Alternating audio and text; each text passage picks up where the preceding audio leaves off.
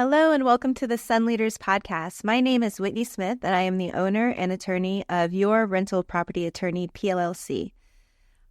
Your Rental Property Attorney is a real estate law firm that focuses primarily on landlords.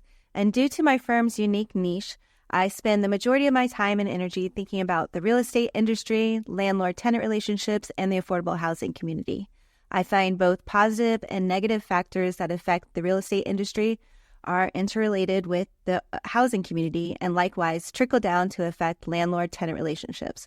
I believe through effective leadership, we can make more positive changes in these industries, and therefore, I wanted to focus my episodes for the Sun Leaders podcast on female leaders in either the real estate industry or the affordable housing communities that are specifically leading a team or community to betterment. So I am very excited to introduce my next guest, Nickie Brasseur.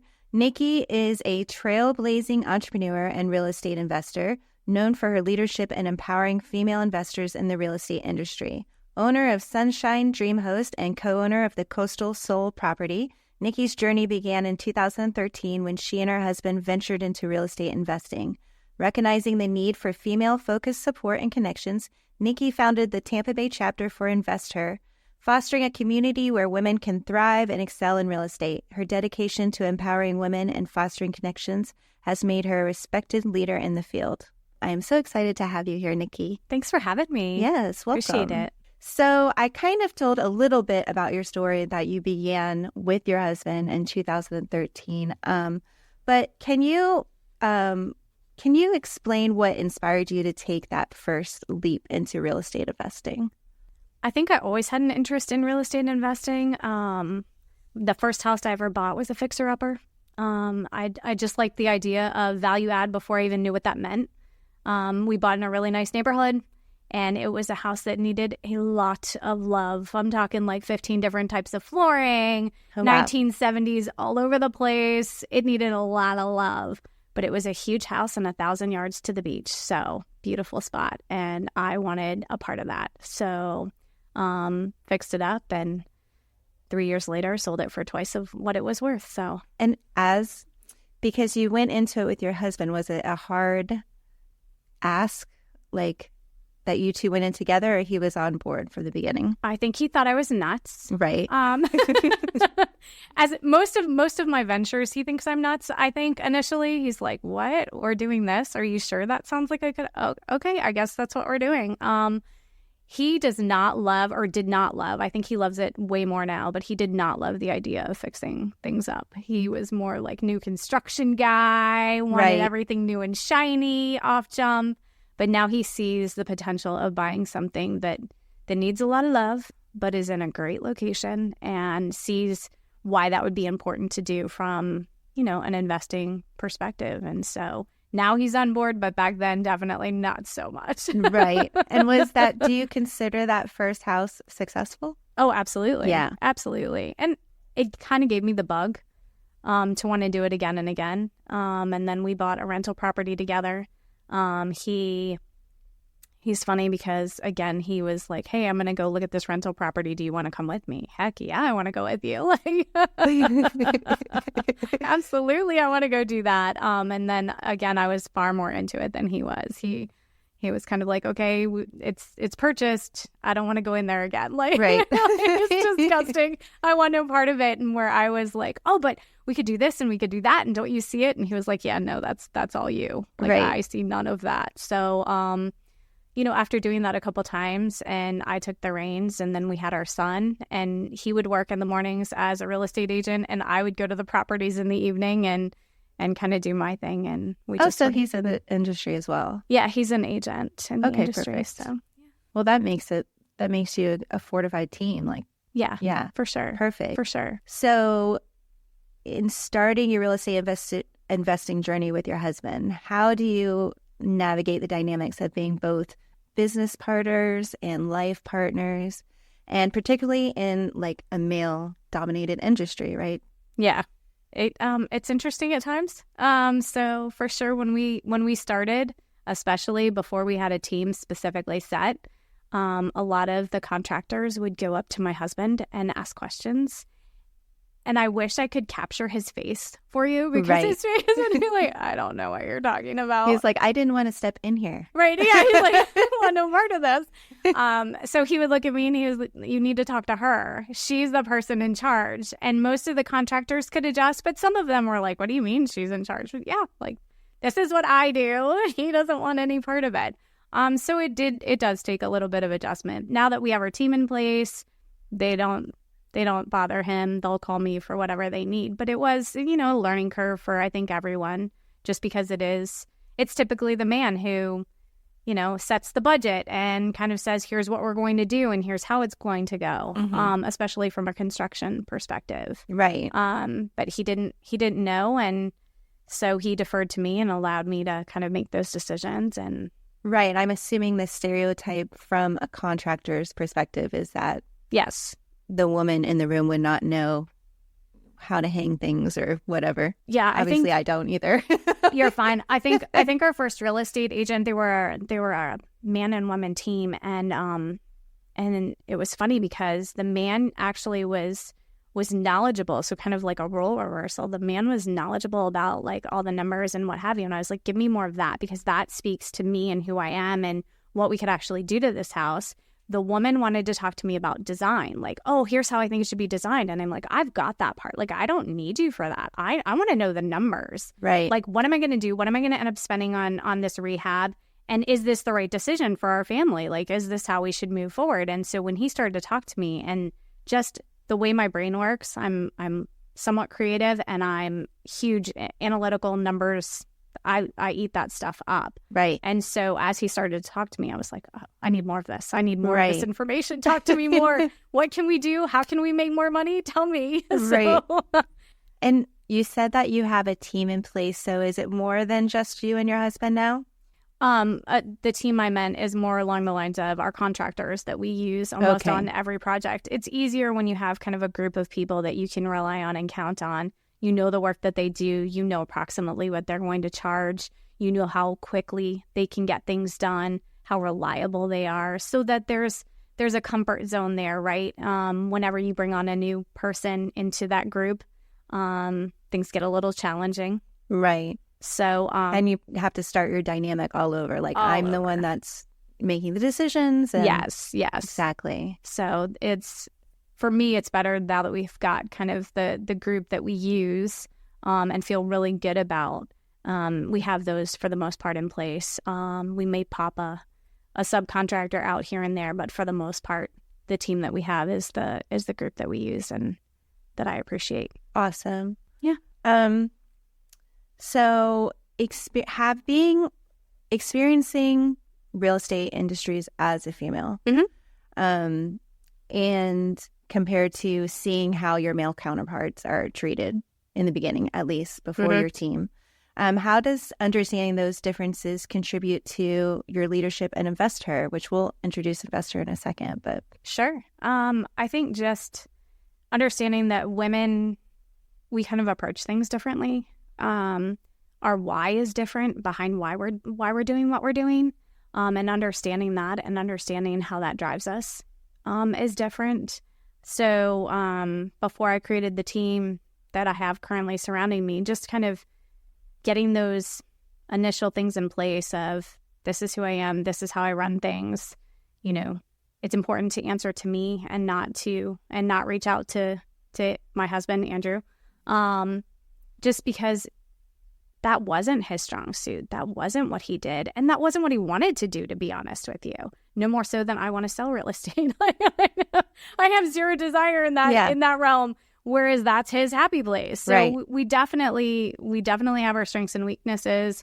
He doesn't want to be involved in the contracting aspect. He doesn't want to be involved in the design aspect. He doesn't want to have to sit there and make those decisions and do those things. That's my happy place. Yeah. I love running the numbers. I love trying to figure out, oh, we bought it at, $100,000 and we can sell it at $300,000. I'm putting $40,000 into this. That is an excellent spread. I'm here for it all day. Yeah. So that kind of thing. And so just kind of coming up with the rules and setting those aside, I think helped. What do you think the difference is typically? Obviously, it's individual, right? But what do you think it is the differences between a woman's why towards a man's why? Why would they get into like fix and flip or? Yeah, I can speak just from the women that I speak to, in the group and what have you, and from the other investors that I've met. I think most of us are family focused. And that could be, your immediate family. That could be your extended family, what have you. I think a lot of us are more family focused in the sense of our why is to provide financial freedom for ourselves so that we can provide for those that we love around us.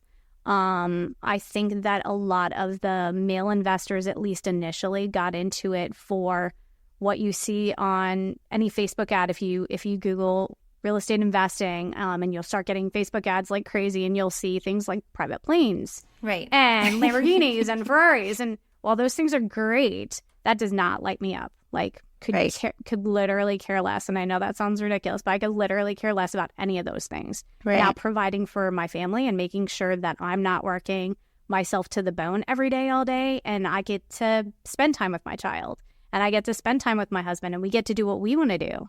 That is way more important to me. Right. Way more important. Right. So for me, that why is hugely different. And I hear that again and again and again from women. Right. And it makes sense, right? Because we do have to struggle to have our own security. Absolutely. Right. Especially for our families. So, and then I think men typically like shiny objects to get women. To give us family. I mean, yeah, that's kind of circle. Yeah, no, I think that is to a certain extent true. Yes, right. So, yeah, speaking about InvestHer, you and I, that's how I met you. Absolutely. I was brought into your group through a mutual friend, LaDonna. Yeah, and I fell in love because, and I will get into a little bit of the things that you've implemented in the chapter. Sure. But I kind of fell in love with the events that you have because they're so different than other relationship building groups or like, networking, quote unquote, networking groups. Not that I would call InvestHer a networking group at all, but so how did you get involved in InvestHer? I think it was sort of by accident. So I lived in Virginia Beach before I moved to Florida. Knew of the group kind of on the outskirts a little bit, just listening to their podcast and what have you. They also have a podcast. And liked the message that it was empowering women through real estate investing. And when I moved down here, I was looking for a chapter because I wanted, the camaraderie, the connection of women. And honestly, I needed contractors. I needed that, right? Like I needed to rebuild a team and what have you, and would love to learn from other women. And so there wasn't one here. So we decided to start one here. Right.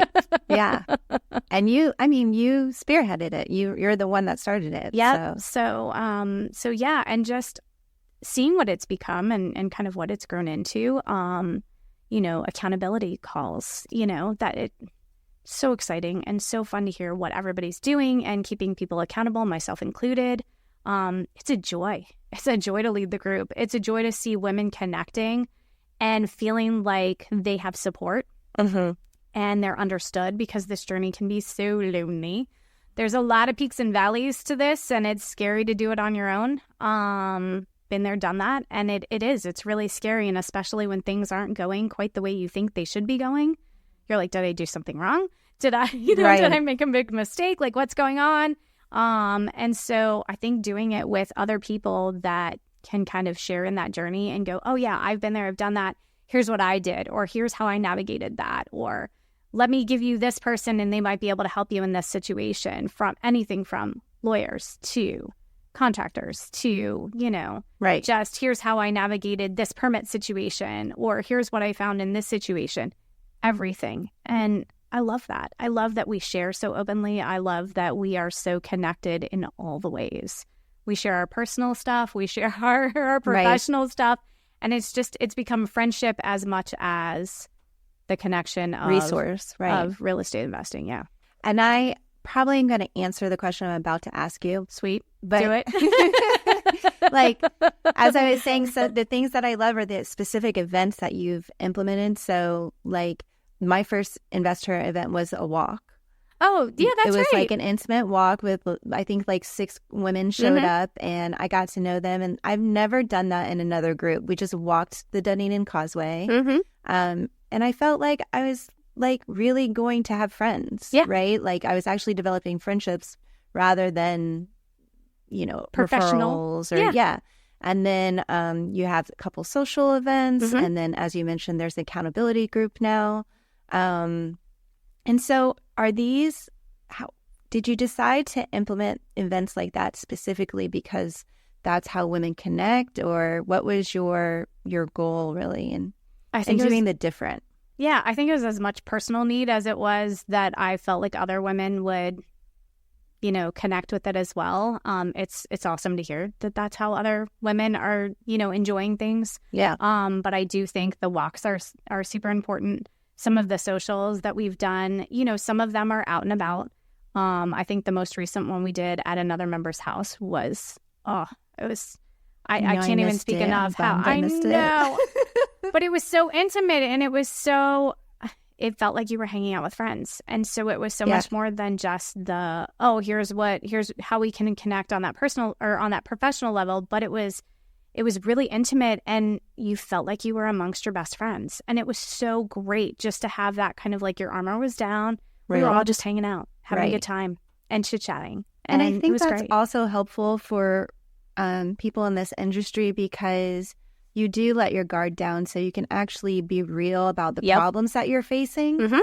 I think sometimes in other groups there's like posturing to do. 100%. Yeah. And here it's just like, well, this house did not go well, know?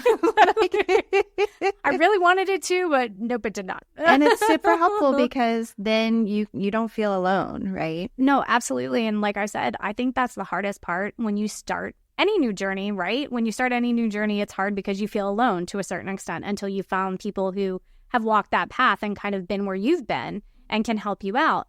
Some are more willing to help than others. I feel like the people who come out and the people who are active in our group, they want to help. They want that connection, whether they've flipped 400 houses or 5 houses or none.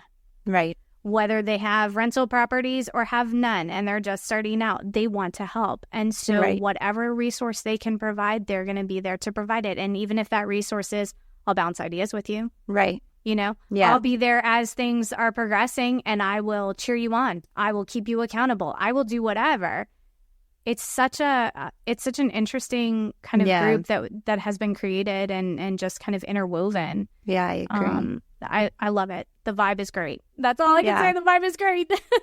Okay, but on the flip side, have you found challenges leading a team of women, like leading this group of women, maybe specifically just gender because of our womanness? Because of our womanly womanness. Yeah, but have you had any challenges that you can think of? I mean, I think always with women, scheduling is a challenge, right? Because we're super busy. We're always doing all the things. If you have the small people in your house, that creates just an additional small people challenge, right?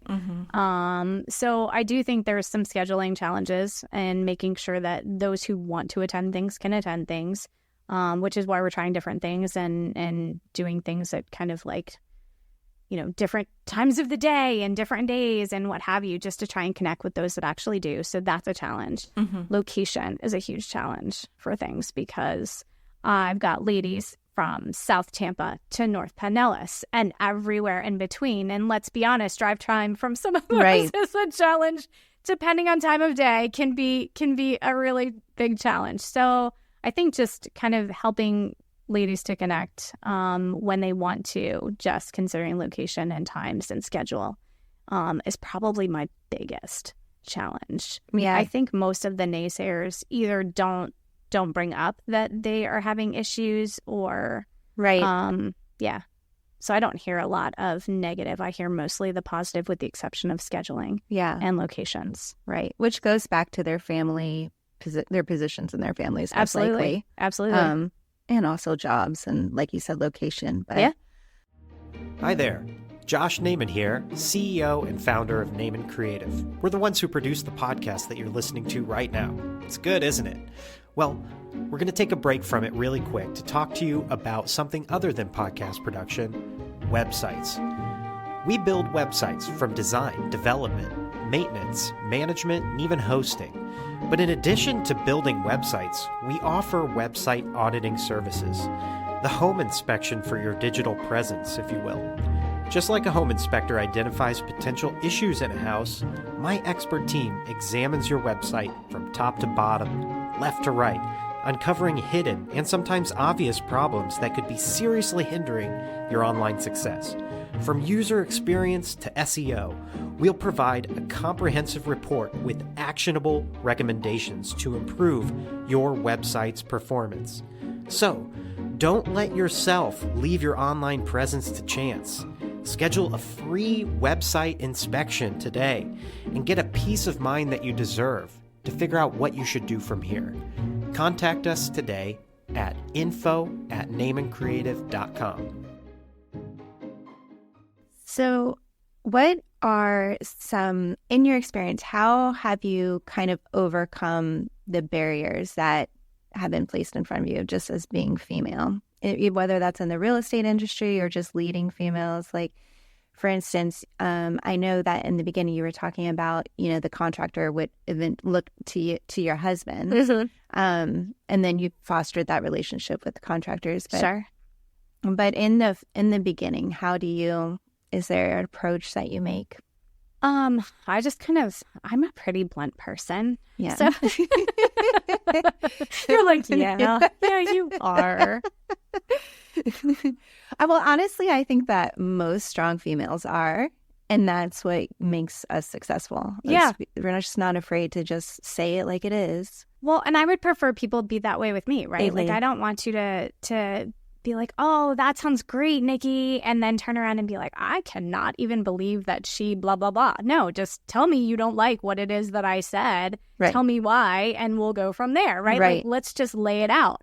So because I feel that way and would prefer people to speak to me that way, I just approach it that way. Like, I'm the person in charge. I will be the decision maker. Right. I'm the person paying the bills. So right. You're going to chat with me. Hi. Do you think, like, sometimes I feel like men respect that? Absolutely. Yeah. I mean, or maybe like at first it's a little shocking, but it depends maybe on the age of the man. Yes. I've never been patted on the head. Thank goodness. I know. Do you know somebody else? LaDonna got patted on the head. Oh, no. I'm surprised that dude is still standing. Just FYI. I'm sure. I'm like, oh, God. Yeah, because I can assure you if somebody patted me on the head, they probably would not be still standing. Yeah. Yeah, that would not go well. Yeah. Ridiculous. But no, I mean, I definitely think that setting the tone and kind of letting folks know what's up off jump is definitely helpful. Yeah. And just kind of helps to set the stage, right? Like, this is what's going on. And I think any project functions better that way, right? Like, I'm the decision maker. I'm the person writing the check. So ultimately, I need to be happy with whatever's decided. Yeah. So it's important that you're communicating with me. Here's what's going on. Or here are the challenges, right? If I've said, create the separate space over here and I want it purple and half walls everywhere, I want you to come to me and say, that's probably not going to be a good scene. Here's why. Right. And let's have that conversation. Don't do it and then come back and be like, I thought that was going to be a really bad idea. No, just be upfront about it. Like, let's just have that convo. So I think just setting that stage up front helped tremendously. Have you ever, and speaking from my own experience as being a female, like, obviously, I'm in the courtroom.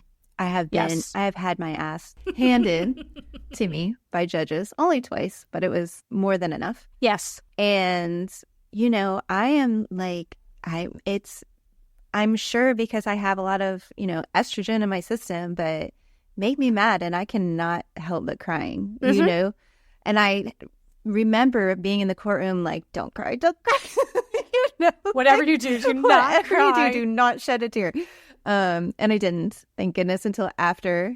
I was going to say after, you probably did. Oh, yeah. Just to let it all out. In my out. car, just bawling. But, so have you had your own, like, womanness kind of, like, you had to fight yourself for in certain situations? Never in front of someone, which I'm surprised I haven't, but never in front of someone, but definitely like, and questioning myself, like, was that the right decision? Did I do that right? Whatever. The most recent flip we did, quick story, we put it on the market at $100,000 over what we originally ARV'd, which is after repair value. So what we originally thought we could get for it, we put it on the market $100,000 over that, which was a bold move, but our market was definitely saying it could sustain that. So we were like, let's give it a go and see what happens. Right. We got a contract within a week, almost full price. It was only 10 grand under full price. So we thought, hey, score, right? Right. Yeah. We're going to do awesome on this. And it was a cash offer. So you really can't beat all of this situation, except then something happened with the buyer where her sister passed away. Oh. And that was the reason she was moving here, was to be close to her sister. Oh, no. Yes. So fell apart. Right. We go back on the market. It never looks good when a flip goes back on the market. Just doesn't. Looks like something's wrong. Multiple price drops later. Yeah. I'm watching that payday just kind of diminish. Right. Right. And you could tell this still hurts because I'm still talking about it right now, right? Like, this hurt. It really hurt. And so we finally, we get a contract, we sell it. We did sell it for, just to be clear, we did sell it for $30,000 more than we originally are. So Great. Win. Yeah. But darn if it doesn't still feel like a loss. Like, still to this day, it feels like, did I make a wrong choice? Did I do something wrong? Should I have done something differently initially? Should we not have gone for gold off jump? Yeah. Right. So I'm still fighting that in the back of my head. And I think that is a unique female trait, that we second guess ourselves, that we question, did we? Imposter syndrome. Yes, I deal with imposter syndrome for sure. Do you think that's uniquely female? I think we talk about it more. I don't know if it's uniquely female. I just know that we talk about it more. Yeah. I think we're more open about our stuff. Yes, I agree. I do too. Which is why I like hanging out with women, because they're real about their stuff, right? They don't posture. They don't try and present like, oh, I have 50 doors. That's fantastic. Right. Yeah. So how would you advise another woman in that position? Or, like, how would you specifically advise a female real estate investor in dealing with this industry? Like, what would be your advice? Find your people. Yes. Find your tribe. Find your tribe. Find your people, because those people are going to cheer for you when the highs are high, and they're going to be with you in support when the lows are low, and everywhere in between. And I think that for me personally, that's been a game changer, just in being able to share like the story I just shared and not feel like someone's judging me. Like, oh, right. But you originally had $100,000 more there. Right. Why didn't you just hold fast? Right. I could have, and I might still be holding that house. So, Right. So I just think that, having a tribe of women that truly support you and are on your side and want to see you succeed, I think makes a huge difference. I know it does for me. And so for somebody starting out, I would say that's key. And it's made a huge difference in my journey. I know it made a difference in me starting out. I had friends who did this, who kind of said, hey, and we talked about this on our accountability call this morning, talking about how when you're starting and it feels like you're climbing a mountain. Right. And it's slow going and you don't feel like you're ever going to get there. And you're just like, well, am I even like a little bit there yet? I don't know. Where am I at in the journey? And you really can't tell because you're climbing a mountain, right? Right. And it's not until you get to the top and you see the views and you're like, wow, that was pretty amazing. And then you start down the other side and it's almost like you can't go fast enough to keep up with the momentum because you're just on point. And everything you did to climb that mountain is now working on your behalf. Right. And you are just going. Right. I love that analogy. Yeah. And then you get to the next mountain. And you get, absolutely. And I mean, there's always challenges, right? Right. Like life wouldn't be interesting if there were no challenges. Right. I know we like to pretend that it would be, but it wouldn't be. We'd be so bored. We'd be like, something happened so we can do something. Right. I mean, that's what makes the top of the mountain the best, right? Absolutely. Is the challenge getting there. Yeah. So in that analogy, what have you noticed in your experience females have particularly in like their strength to climb that mountain? Like what traits do females have? Oh gosh, balls out determination. I mean, like, I truly think that for the most part, women are a truly determined gender. Yeah. More so than males, I think. And I don't mean anything, no discouragement to the guys in the group, but you know, I just think like women just have a knack for continuing to go even when it's hard. Yeah. And even when it feels like they're not going to get there, they just have a dogged determination. And I love that. Yeah. I think it comes from already being the underdog. Could be. You're already used to challenge. Could you be. know? Yeah. Or you've probably, by the time you've gotten to our ages, you have already had obstacles in front of you, be it from school or your boyfriends or husbands or, you know, like Sure. male bosses. Mm-hmm. And you've either, you know, you've watched yourself like go through it and survive. Yes. Whether the outcome was favorable or not, you've survived. Absolutely. And so you know that you can keep going. That's true. Resilience, I think. I think so too. And I mean, I know my dad was very, he was a big proponent of women power. That's awesome. Yeah. He would say things like anything boys can do, girls can do better. Oh, yeah. Yeah. That's so a musical. That's from a musical. Yeah. Anything I could do, you can, or anything you can do, I can do better. Yeah. What was that from? Sorry, I'm dorking out. I used to watch musicals in like second grade, but go ahead. I was just about to sing it for you, but that's probably not for this. It'll come to me at like 12 o'clock tonight. I was going to say 3 a.m. You're going to be like, I know what it is now. So yeah, I think that helps in the like empowerment part of my world is just that foundation was there from a very early age. And from a male figure in your life. That's super huge. I mean, that's huge. Yeah. Yeah. It's awesome. So let's see what else we have here. So we've talked about advice.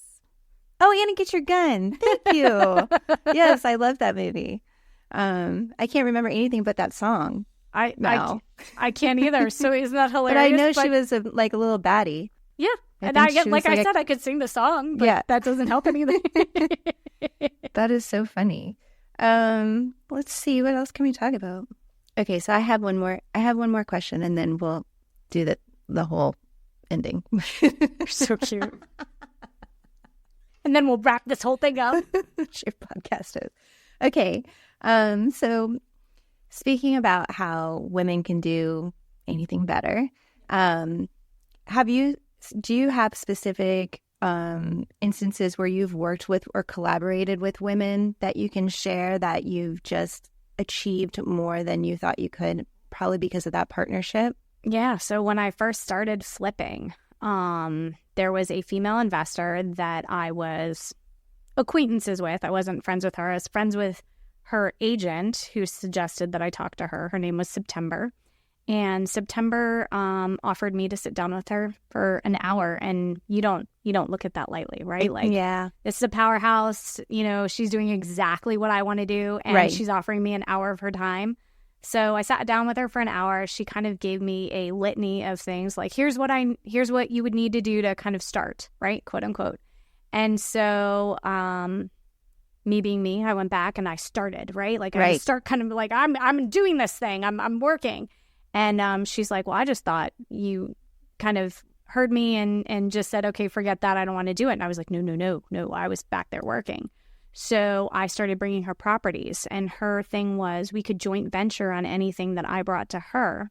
She would provide the contractor. She would provide the money and her expertise. So she was literally teaching me how to do it. And now all I had to bring was the property to her. Right.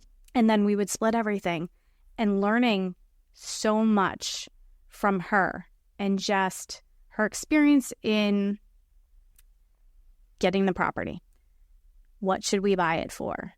What do we need to set aside for repairs?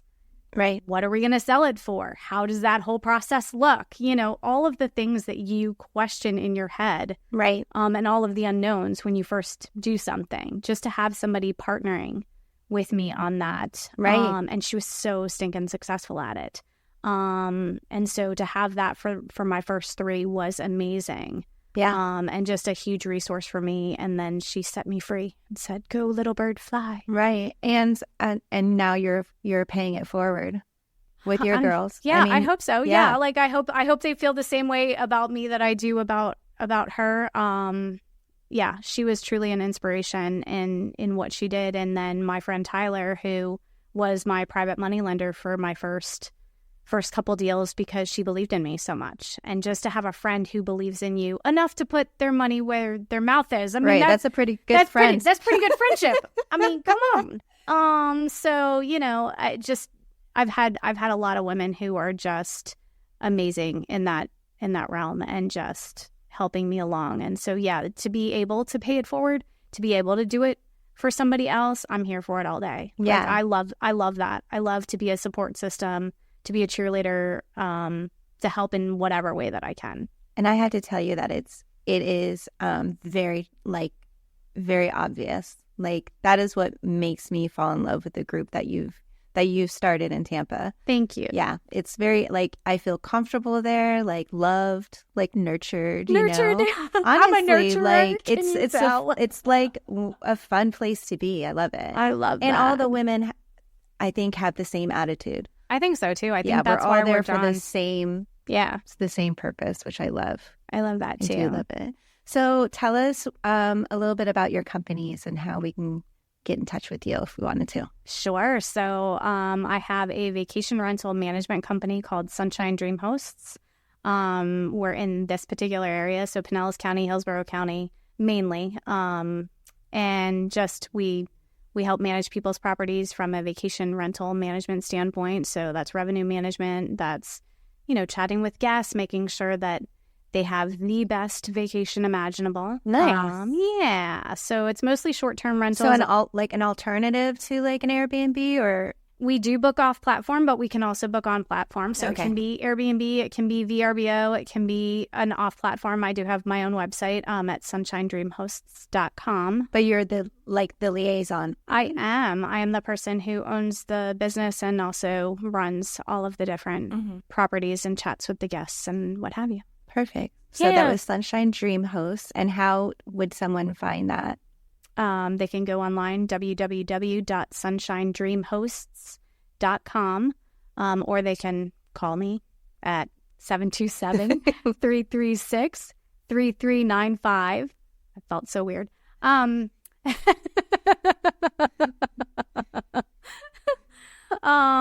then we also have a fix and flip business. If anybody has a house that they, inherited, it's a divorce situation, a hoarder situation, just anything that is a distressed property or just something that they're not sure exactly what to do with. We can usually come up with some pretty creative solutions for things along those lines. I like talking to people and figuring out what they need. What's going on? What do you need out of the situation? And then we come up with solutions that could help them with what they need. And what is that company? That is Coastal Soul Properties, correct? Okay. And same phone number? Same phone number, sure. But Coastal Soul Properties, www. That one, my website is WeBuyHomesCashFlorida.com. Okay. All right. We Buy Homes Cash, Florida. Mm-hmm. Nice. And then you do have another one, but it's in Virginia or Vermont or? Virginia. Yes. And I just like the name because it's kind of a testament to your husband. If you want to share. It's Sparrowhawk Properties. So my husband is a Marine, and so he wanted to name one of the companies. I just think that's cute. Yeah. That's good. I love it. I mean, it's kind of... It is very sweet. And I like that you guys are a little power team. It's like couple goals. A couple goals. That's good. It is good. It's important. It is. We're definitely different risk-wise, but we complement each other, I think, because, you can bounce ideas, and sometimes he's like, you're bananas. Like, right. Why are we doing this? Right. Trust me. So. Well, Nickie, I had so much fun. Thank you so much for joining us. Thanks for having me. Yes. And I'll see you in the next investor group. Sounds great.